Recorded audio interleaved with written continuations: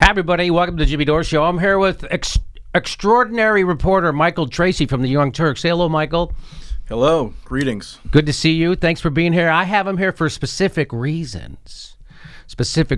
We have some big topics to talk about. The first one we're going to talk about is the anti-Semitic threats that have been being... Well, first of all, here's from the New York Times, right? 100 headstones toppled at a Jewish cemetery in Philly. That's from the New York Times. More bomb threats target Jewish community. Trump finally responds. This is the kind of stuff that's been going on this year. That's from February 27th. And here's something from the CNNs, and here's what they say. They have some good music. A rash of threats made against... Some Jewish community centers have reported multiple bomb threats. You know what? I'm going to get rid of that music. So, in January, 48 Jewish community centers received nearly 60 bomb threats. The threats were delivered using voice masking technology. I got to get some of that. The Jewish Telegraphic Agency says it obtained a recording of one of its calls. In a short time, a large number of Jews are going to be slaughtered. Their heads are going to be blown off from the shrapnel. There's a lot of shrapnel. No bombs have been found, but the threats have caused evacuations and worry for parents. The more and more I thought about it, I immediately, of course, thought of Sandy Hook.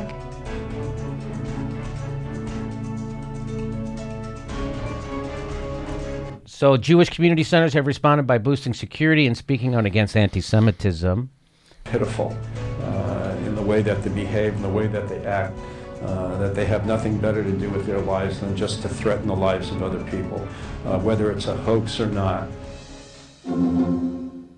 All right, that's some great work by the CNN. One of the N stands for news in CNN. That's true. The other N stands for not. So it turns out there's a lot of controversy about this, and Michael Tracy was on it.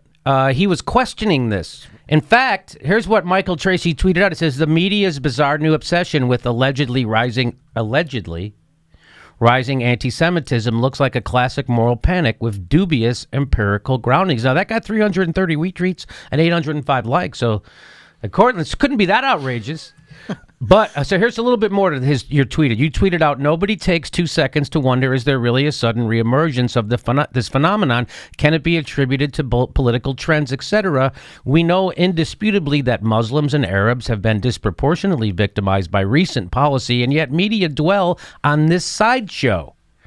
Organizations like ADL have been roundly mocked in the past for their obvious alarmism, cynicism around anti-Semitism. Now they're good again. There is a long documented history of media confabulating moral panics to further various political aims. People should be cognizant. And then, for instance, this is some of the pushback you got. This guy, Tim, whoever that guy is, says, I remember reading about the same thing in Germany in the 30s and nothing. Oh, wait, yeah, the Holocaust happened. So then you, Michael Tracy, responded, Jews are definitely at risk for mass extermination in the United States. That's totally reasonable. So I'll give you so show me. So Michael, tell me what were you, so you saw the headlines everybody else saw, and what did it make you think? Well, it made me think that we should probably pause for a moment and try to examine whether this uproar was justified empirically. I mean, was there good reason to believe that this spate of bomb threats was reflective of some kind of genuine rise in anti-Semitic sentiment such that people should be worried for their safety? And that's what people were saying at the time. I mean, it was only a month ago, but people should recall that a main theme in that time was that Jews are at individual risk because of the climate that has been stoked politically. So you have people like this guy and many others, including people with large media platforms, saying by downplaying this or by questioning the veracity of this narrative, you're literally making it more likely that Jews will be subject to mass extermination akin to the Holocaust. So that was the kind of rhetoric going around. So my issue was, number one, we don't have any information whatsoever about the perpetrators of these bomb threats, and they were just bomb threats. There was no violence, no bombings. No bombings actually occurred. And we should also be clear, bomb threats are bad. I mean, if you're a parent and you have to have a child in one of these Jewish community centers and they have to be escorted out because some idiot calls in a bomb threat, I think you're rightly concerned about that, and you have grounds to want that to be prevented in the future. But what was going on was that a frenzy was whipped up, and it was a politically expedient frenzy because people were saying that this reflected poorly on Trump, and that Trump had either explicitly or tacitly enabled this spate of anti-Semitic incidents. So eventually, after this particular frenzy happened, in February 21st, so in late February, and what ended up happening was it became such a dominant theme in the media that eventually Trump did respond, issued a formal denunciation of anti-Semitism, and I don't know, were people satisfied with that? I guess not. Was it useful in any respect that he issued that denunciation? I'm not sure. But the point was that the narrative was so salient that it ended up going to the president. It ended up having to be addressed by the president. So now we find out, a couple weeks later, that the perpetrators, or the purported perpetrators of these acts, was, number one, a deranged former left-wing journalist from The Intercept who was fired for fabricating stories and had some kind of meltdown. And then it was discovered that he called in some copycat anti-Semitic threats as a means of somehow getting back at his ex-girlfriend, some kind of convoluted story that this person who was really unhinged was involved in. And then we later find out that the person who was behind every other threat, according to authorities, was this 19-year-old Israeli-American teen living in Israel. I just want to show some of the pushback you got on Twitter. Right. Before we get into now, they've kind of semi-solved where these calls have been coming from. Here's Olivia Nuzzi. She says, Nucci. So you tweeted out, the media's bizarre new obsession with allegedly rising anti-Semitism looks like a classic moral panic with dubious empirical groundings. And she responded by saying, everybody just relax. It's not like anything bad has happened before due to anti-Semitism. So she's invoking the Holocaust there, okay? So that's what questioning the veracity of this unthinking narrative got me. Accusations of being an enabler of a potential Holocaust. Yes. That's kind of precious that they did that. And then here's Jack Runyon. He says, Michael Tracy, anti-Semitism is horrible, but not a dominant force in American life. Reality. So he tweets out, but he's tweeting out a story about multiple Jewish centers being threatened. Right. And then he's trying to say, he's mocking you, right? That's what that is? He's mocking me because, these incidents are clear evidence that there is dominant anti-Semitism in the United States. Without even knowing where those bomb threats are coming, not knowing if it's a false flag, not knowing if it's another journalist, not knowing if it's not knowing anything. The point is knowing zero about the identity of the perpetrators, their motives, any information whatsoever. They don't feel that they need information to make the leap into constructing this hysterical narrative. So here's another one. Here is someone named Noah. How do you say that? Pronounce that last name? Berlatsky? I would say Berlatsky, probably. But they have a blue check, so you know they're important. Michael Tracy confidently telling Jews anti-Semitism doesn't matter in this moment is full of shit and is contributing to... You are contributing to anti-Semitism by just questioning a narrative that doesn't have any facts or investigation behind it yet. And then that characterization is doubly cynical and wrong. So I never said that anti-Semitism doesn't matter. Of course, anti-Semitism is contemptible. Yes. It's one of the great scourges of history. It's caused untold suffering, led to the Holocaust. So nobody is denying that anti-Semitism is wrong. What we're denying is this misleading push to frame anti-Semitism as a salient force in American political life, and for which there's no good evidence, at least yet. So Noah Berlatsky goes on, says, anyway, R.E. Tracy, a good friend of mine, was saying the Trump effect has been an ugly where do you stand moment for many. To go from anti-police state journalism to apologizing for anti-Semitic bomb threats and Bannon is a precipitous descent. So you're not apologizing for any of that stuff. Absolutely not. I mean, again, wow, what a leap. The perpetrators of any anti-Semitic bomb threats should be apprehended. I don't think anybody denies that. Anybody who's not just completely out of their minds wouldn't deny that. Right. The point is, we need to step back and consider whether the fervency of this narrative is warranted, and it obviously was not. So here's some more. Here's somebody named Arun Gupta.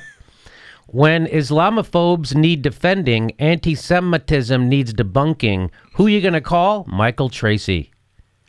And by the way, this is just the tip of the iceberg. There were a lot of more prominent people who were saying similar things, but the Twitter search function gets a little weird when you have to go find who quoted a tweet from a couple weeks ago. For some reason, it doesn't come up, but these are just the ones that I recalled. Okay, so here's one more. I'll go give him one more. Here's a guy named this guy. I've seen this guy on Twitter before. He's one of these Hillary Clinton apologists. Well, he was a Brock employee. Oh, was he a Brock employee? Yeah, well, that's why he worked he's such for ShareBlue, the propaganda. Oh, that's why those guys make themselves look so stupid on social media. They can't help themselves. The Peter Douche and Oliver Willis and fucking this guy, same organization, right? Am I mixing organizations? David Brock organization. It's in the same constellation of David Brock Media Matters and ShareBlue and all that. Here's this guy. I tell you what, when you get paid to have an opinion, it doesn't matter if it's on the left or the right, you eventually make yourself look like a fucking idiot. When you're paid to have an opinion, like the people who work for David Brock, they all eventually look like idiots. And sometimes they look like idiots nonstop, like that Peter's douche guy. What is his name? His last name? Peter Dow, I think. Dow, whatever. He's a douche. So here's this guy, Matthew Chapman. He's one of these guys who often looks like an idiot because he's being paid to have an opinion. He says it gets worse. Here's who Tracy cited as proof: the JCC threats are no big deal. But that tweet's unavailable, so I couldn't see who it was. Because people block me. Okay. In huge numbers now, so that's why I couldn't get that particular tweet. But the person who I had cited was Alexander Coburn. Who was a premier left-wing journalist, died in 2012, but was a columnist for the Nation for years. Started Counterpunch. Oh, he started Counterpunch? Yeah. Oh, that's a great. Talk about your lefties. But the what I cited, what was being referenced in that tweet was Alexander Coburn said that anti-Semitism is probably not as prominent in the United States as you might think. I mean, and its existence is often exaggerated for cynical purposes. So that's what I was referencing, and I was questioning maybe this is perhaps another example of that. So, here's what. So tell me about the first debunking. You brought. It was the news journalist. Fill me in on that. Like, who was first giving the threats? So now you tell me about that story. Well, the first person who was apprehended for perpetrating some of these threats was this person, Juan Thompson, who was formerly a journalist with The Intercept, bizarrely enough. And The Intercept is fantastic, as we know. But they had hired this person who ended up being proven to be a fabulist. He made up reports and quotes from various people and was fired after the editors of The Intercept conducted a review of his work. And sure enough, it came out shortly after this initial furor that he was responsible for some portion of the Jewish community center threats that have been called in. I think it was only 7 or 8 or something like that. Not a huge. And what was his motivation? His motivation was he wanted to apparently, and again, this is all alleged at this point, but according to the government, his motivation was to set up an ex-girlfriend and to make her out. He wanted to frame her as being the person who called in various of these That's threats. tough to pull off. The person is just a delusional and deranged. So who knows exactly what his deepest, interior motive was? The point is, he was just, off the rails. Okay, so that's that. So that counts for some of them. That counts for some of them. Those were copycats. So the person who was apprehended later got, which is this guy, some copycats, including So and Jewish center bomb threat suspect is arrested in Israel, and on that the date on that is March 23rd. So this is a recent story, and here's what they say. A months-long wave of bomb threats against Jewish institutions in the United States that prompted evacuations, heightened security, and fears of rising anti-Semitism gave way to an unexpected twist on Thursday. The person responsible for many of the threats, law enforcement officials said, was half a world away in Israel, a Jewish teenager. You can't make it up, right? Can't make this up. An intensive investigation spanning multiple countries culminated on Thursday in the arrest of an 18-year-old suspect who holds dual Israeli and American citizenship and his father. The teenager's lawyer said he had a brain tumor that could affect his behavior. The surge in threats over the past few months, well over 100, sent to Jewish community centers, schools, museums since the start of the year, coincided with an increase in hate crimes against a number of groups, from scrawled swastikas to homicides, feeding worries about a new era of bigotry to homicides. Let's be clear, though. I mean, the bomb threats called in, that was the linchpin Yeah, that was the of thing. the narrative. Yeah. That was what was causing people to freak out. It was leading, news broadcasts on a regular basis. So that was really what spurred people to latch on to this notion that there was a noticeable Uptick in anti-Semitism. Uptick in anti-Semitism, right. And they wanted to tie it to Trump and... Right, Okay. right. And, of course, he doesn't do anything to help Trump. No, I mean, this is no defense of Trump. I mean, he handles everything in sort of a boneheaded way. Yeah. But the idea was, is he culpable personally for this purported uptick in anti-Semitism? There was never a whole lot of good evidence for that. Again, I have to add the disclaimer here. There's plenty to be annoyed with Trump about, upset with Trump about. This doesn't seem like a good example. American and Israeli officials refused to say how many of those threats the suspect was accused of making. And some recent anti-Semitic acts were apparently committed by others, like threats against Jewish centers, for which a Missouri man was charged, and the vandalizing of Jewish cemeteries. But officials made it clear that they considered the teenager who lived in Ashkelon area of southern Israel to be the primary source of the threats, though they did not offer a motive. And by the way, the Daily Beast reported his name, too. I don't know if you want to pull that up, but his name is now out there. Oh, okay. And Well, I think they're he's not 19. supposed to report kids' names.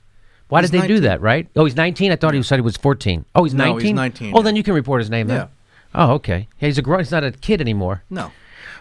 Jonathan A. Greenblatt, a chief executive at the Anti-Defamation League, cautioned that many of the people responsible for anti-Semitic threats, vandalism, and a torrent of abuse online remained at large. Internet trolls remain at large. Internet trolls do remain at large. Have not all been apprehended yet. And even the threats attributed to the Israeli teenager, he said, should still be considered acts of anti-Semitism. What the F? Well, maybe they should be. I mean, there's nothing that necessarily prevents a Jew from committing crimes of anti-Semitism. The question is, does that reflect a surge in anti-Semitic sentiment in the United States? Number one, the guy doesn't even reside in the United States. Oh my God! Think about that. You're right. He doesn't even live in it. So no, it's not there's a rise of anti-Semitism in Israel, apparently. Maybe. So there's a little bit more to the What story. there probably is a rise of is just mental derangement. That's probably what this guy is Yeah. more an example of.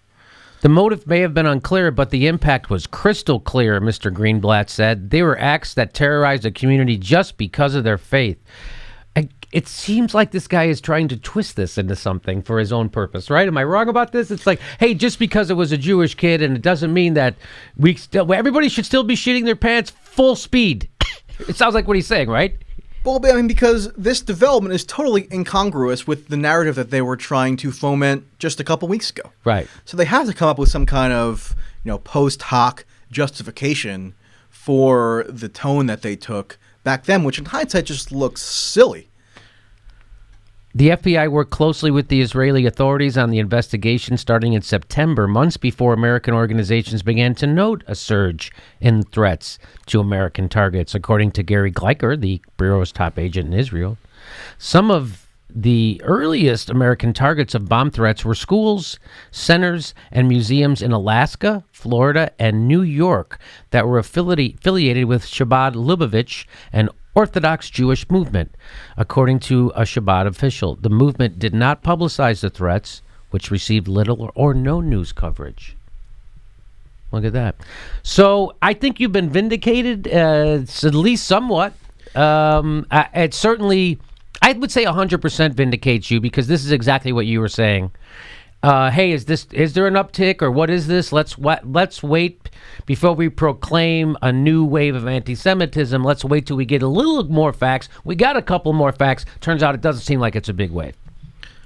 Well, I mean, I think the point that I always wanted to hammer home on this is not that we should deny the harm that anti-Semitism can cause and does cause. It's that we need to be a little circumspect about when to proclaim narratives simply because they seem to be politically expedient, or simply because they seem to further a point of view that is convenient in terms of whatever pre-existing beliefs we have politically. And that's a phenomenon you see all across the political spectrum. It just so happens that the people who were furthering this political particular narrative without sufficient grounds tended to be people who were, I don't know, in the center. There were some liberals doing it, some conservatives, but everybody is susceptible to that. So what you need to be is just skeptical of these outrages that seem to just pop up out of nowhere. The thing is, one person was supposedly responsible for over 100 threats. So let's say it was some Trump-supporting idiot sitting in his basement somewhere in Arkansas, right? Even then, does one idiot necessarily indicate that there is this societal surge in anti-Semitic sentiment? Or is it just a fact of life that you're going to have these lone nuts once in a while doing things that cause a disturbance? I mean, that's happened throughout history. It's going to happen in the future. But people just, I think, need to resist this temptation to latch on to the most hysterical possible interpretation of events, which upon inspection can turn out to be a little more banal and routine than maybe was apparent initially. So, well, I agree with you, and I'm sure you're going to get a lot of apologies from people on Twitter. I'm not expecting it. I mean, there are people who made the most histrionic accusations against me for questioning this narrative, or for at least urging caution. I mean, that's basically what I did. I urged caution. I mean, I was a little dismissive of the just mindless latching on to a narrative that hadn't been substantiated, seemingly. But it's amazing what people will call you simply because you're questioning facts. You're questioning the establishment narrative. Yeah, I mean, and anybody who has studied the history of the media should know that the media foments moral panics on a regular basis. And Twitter in particular amplifies the groupthink effect, which leads to moral panics, or at least panics that aren't sufficiently justified for everybody to be fearful of. So I don't necessarily need any apologies. The best apology I could get is for people to be a little more self-aware going forward, but that's probably too much to ask for as well. All right. Well, Michael Tracy's got a problem with the Jews.